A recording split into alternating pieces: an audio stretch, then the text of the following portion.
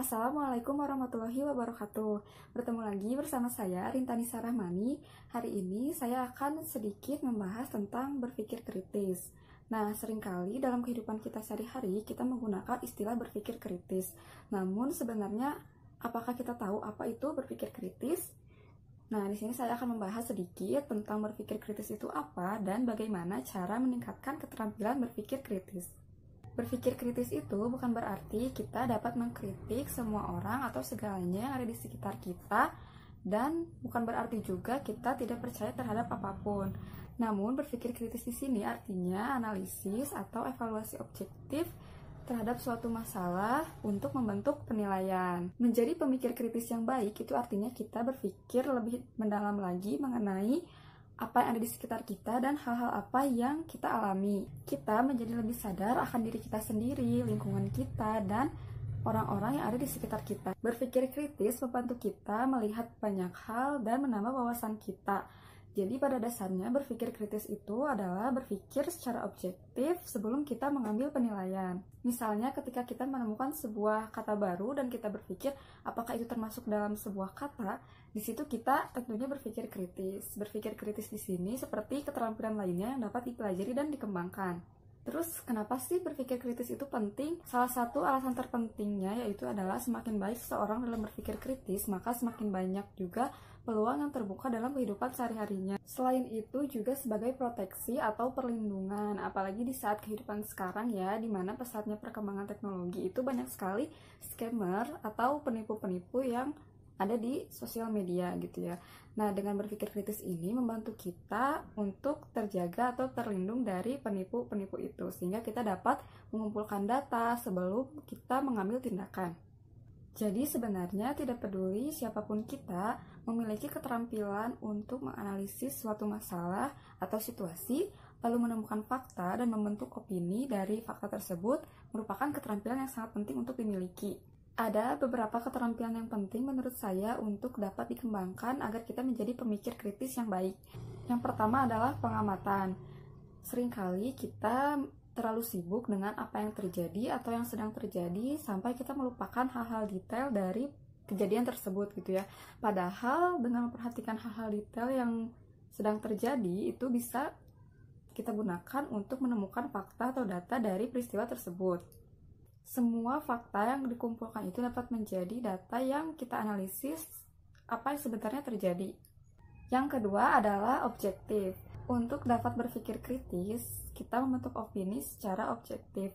Nah, ini merupakan hal yang cukup sulit ya, karena ketika kita bersemangat terhadap suatu objek, misalnya anak-anak, calon presiden, atau tempat, proyek kerja gitu ya, kita menjadi sulit untuk objektif. Kita tidak dapat membuat keputusan yang baik dan menyeluruh jika opini kita diwarnai dengan apa yang kita inginkan untuk menjadi kenyataan. Terkadang kita membiarkan ego kita untuk menghalangi solusi terbaik untuk sebuah masalah. Nah, itu disebabkan oleh ketidakobjektifan kita dalam menghadapi sebuah masalah. Yang ketiga adalah mengajukan pertanyaan. Kita mungkin dapat mengamati sepanjang hari, tetapi tanpa mengajukan pertanyaan, kita tidak dapat mengumpulkan informasi yang kita butuhkan. Apa yang kita pikir, kita lihat, dan kita dengar belum tentu itu yang sebenarnya terjadi. Makanya kita perlu untuk mengajukan pertanyaan sehingga informasi tersebut menjadi jelas. Yang keempat adalah analisis. Nah, jadi ketika kita sudah mengumpulkan data melalui pengamatan, mengajukan pertanyaan, dan data yang lainnya, di sini bagian analisis penting dalam menyatukan data-data tersebut lalu dibentuk sebuah opini atau dibentuk sebuah penilaian dari data yang sudah kita kumpulkan. Ini bisa jadi sulit karena ketika kita melakukan analisis itu bisa saja terjadi kesalahan karena belum lengkapnya data atau salahnya kita dalam melakukan analisis terhadap suatu fakta, sehingga benar-benar diperlukannya fakta dan data yang cukup dan terpercaya.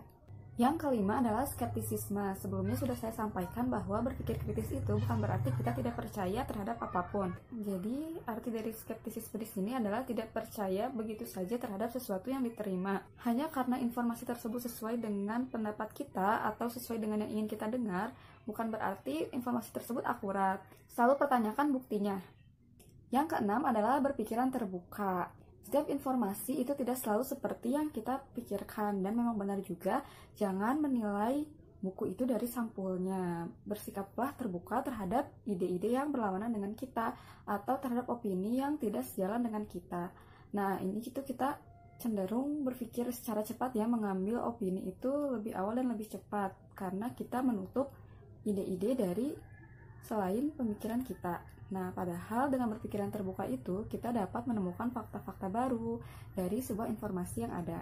Yang terakhir adalah kreativitas. Kreativitas di sini bukan hanya berhubungan dengan hal yang berbakat atau seni artistik seperti itu ya, tapi di sini maksudnya adalah keterampilan yang bisa dikembangkan juga. Menjadi kreatif itu memungkinkan kita memikirkan atau mempertimbangkan opsi-opsi dari penilaian yang kita ambil. Ini sama halnya seperti berpikir out of the box gitu ya, jadi berpikir dengan cara yang lainnya dan menemukan alternatif lain dari apa yang mungkin menjadi norma atau standar pada umumnya. Nah, berikutnya adalah tips dalam meningkatkan keterampilan berpikir kritis. Yang pertama adalah berpikir dahulu sebelum bertindak. Yang kedua, ajukan pertanyaan untuk memahami situasi secara sepenuhnya. Tanyakan diri Anda atau orang lain untuk mendapat gambaran yang utuh. Yang ketiga, periksa kembali asumsimu.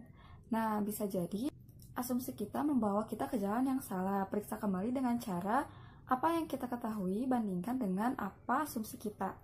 Yang keempat, temukan bukti. Jadi intinya membuat kesimpulan berdasarkan fakta yang ada. Yang kelima, evaluasi opsi lain. Lihatlah semua alternatif di luar sana, bahkan jika itu tidak sejalan dengan pendapatmu atau dengan kesimpulanmu.